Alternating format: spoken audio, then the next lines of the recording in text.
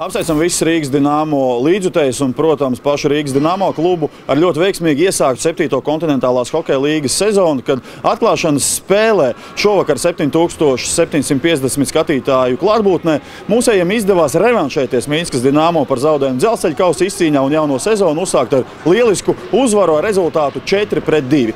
Mača sākumā, pirmajā periodā, spēlējot skaitliskajā vairākumā, diemžēl vārtus pirmie guva mūsu viesi. Jonatans Čiču pārtvēra piespēli, Edgaram Masaļskam neredzot raidīja ripu vārtu virzienā, tā atcitās Edgaram pret plecu un ieripoja vārtās. Uzreiz pēc spēles komentāru par aizvadīto spēli lūdzām sniegt pirmo vārtu autoram Minskas Dinamo sastāvā Jonatanam Čiču un mūsu mūrim Edgaram Masaļskim, kurš pēc aizvadītās uzvaras tika atzīts par Rīgas Dinamo labāko spēlētāju.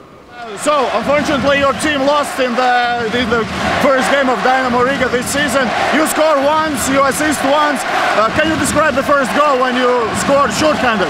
Well, I just tried to shoot by the defenseman's legs. Hopefully, he had a hard time picking it up, and he kind of did. It kind of surprised him, and he was lucky to get past him.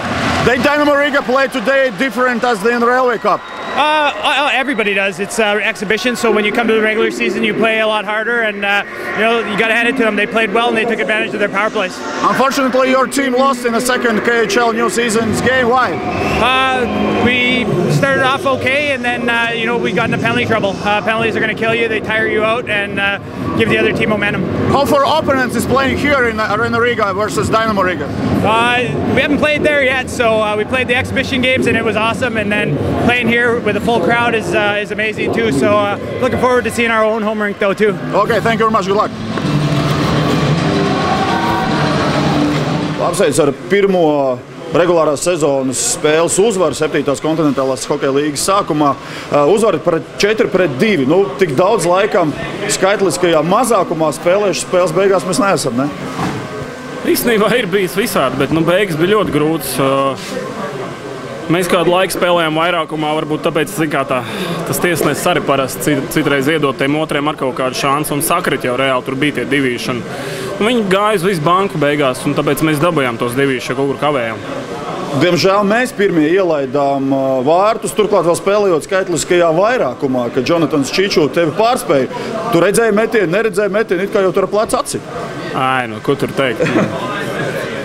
Vienkārši nezinu, ko teikt. Vienkārši kļūdījos un viss nezinu, kā man tā sanāca. Tā sanāca labi, ka tad vēl rezultāts bija 0-0 un bija pirmais periods, vēl bija laiks atspēlēt. Tavuprāt, lūzuma punkts spēlē, kad mēs salauzām Minskas Dinamo? Es domāju, otrais periods. Es domāju, tas, ka mēs izturējām otro periodu un beigās iemetām, izlīdzinājām. Es domāju, ka tas mums deva tādu papildus emocijas un papildus spēku. Kāda atmosfēra šodien arēnā bija? Super, labi vadīja. Paldies. Rīgas Dinamo sastāvā ar vārtu guvumiem šovakar izcēlās Krišāns Rēdlis, kurš izlīdzināja spēles rezultātu. Pjotrs Šisļivijs, kurš guva otros vārtus, Oskars Cibuļskis lielisku tālšāvienu no zilās līnijas izvirzīja mūsējos vadībā rezultātu 3-1, un Roberts Bukaurs guva arī 4. vārtus Rīgas Dinamo rindās. Pēc spēles par savu vārtu guvumu dalījās Pjotrs Šisļivijs un, protams, arī pastāstīja par lielisku atmosfēru, kas valdīja pirmajā atklāšanas spēlē šeit Arēnā Рīга. Поздравляю с первой победой. Атмосфера, игра, результат. Твой комментарий. Я очень рад, что в первой игре мы одержали победу. Большое спасибо болельщикам, которые поддерживали нас все 60 минут. И до конца, особенно 6-7 минут до конца, их поддержка была очень неоценима. У нас было всегда 4-6, но дополнительный игрок всегда присутствовал. Было не 6-4, а 6-5. Большое им спасибо и поздравляю всех команду. Самоотдача, которую они сделали в третьем периоде, вышли и хорошо сыграли, забили моменты, те, которые мы должны забивать. У тебя тоже сегодня и гол, и результативная передача. Свою, когда забил гол, можешь прокомментировать? Я был очень рад, счастлив, потому что давно не забывал, особенно в регулярном чемпионате. Прошлый год был на 0. И большое спасибо партнерам, которые помогли, сегодня дали пас. Я был счастлив просто. Каково это для игрока забить уже в первой игре сезона? Просто супер. Ждешь этого момента, работаешь долго, 3-4 месяца и получаешь то, что ты хотел. Забил гол. И спасибо болельщикам и особенно партнерам, которые выходили со мной, помогли мне в этом. Mēs esam pārliecināti, ka katrs un ik viens Rīgas Dinamo līdzjutējs, kurš bija ieradies atbalstīt savu komandu pirmajā atklāšanas spēlē šovakar Arēnā Rīga pret Minskas Dinamo, to nekādā gadījumā nenožēloja. Atkal esam uztaisījuši jaunu, tiesa gan neoficiāli, bet ļoti skaistu rekordu, kad vienkops Arēnā Rīga klātesošie līdzjutēji uztaisīja kārtīgu, spīdīgu līdzjutēju spoguli. Uzreiz pēc spēles ar saviem iespaidiem par aizvadīto spēli dalījās arī ļoti priecīga ģimene. Stāstiet, kā patika pirmā spēle? Lieliski, superīgi! Kā jau malā savādāk mums nobrauks? Nāciet šurp! Kas tev vislabāk patika? Vasaka. Nu? Viss, pilnīgi viss. Bija kaut kas tāds, kas nepatika šodien? Nē. Kā jūs izdomājāt, kuplā skaitā tomēr atnākt uz Rīgas Dinamo atklāšanas spēli un vai nāksiet vēl un regulāri? Jā, mēs nāksim vienkārši atdzirdējām, ka ir pirmā spēle un nākam. Viss. Jā. Brauc mājās no darba, iebrauc statā un nopirkt biļetes.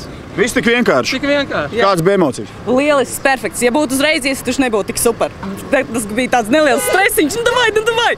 Pēc tam aiziet un aiziet un aiziet. Nu tad tiekamies pirmdien, ja? Jā. Protams, par pirmo spēli prieks gan līdzjutējiem, gan arī mūsu Rīgas Dinamo spēlētājiem ir ļoti liels un neizmērojams. Bet, kā saka spēlētāji, spēle ir jāizmirst un jāsāk gatavoties jau nākamajai, otrajai kontinentālās hokeja līgas regulārā čempionāta spēlē, kas šeit uz Arēnas Rīga ledus risināsies jau šo pirmdienu, 8. septembrī, kad arēnā atkal viesosies Jānis Sprukts ar partneriem un Jaroslavļas Lokomotīvu. Un, ja jūs klausaties radio, tad mēs jūs visus aicinām klātienē atbalstīt mūsu komandu cīņā pret Jaroslavļas puišiem un visiem kopā izlaist tvaiku Lokomotīvai. Tiekamies pirmdien Arēnā Rīga.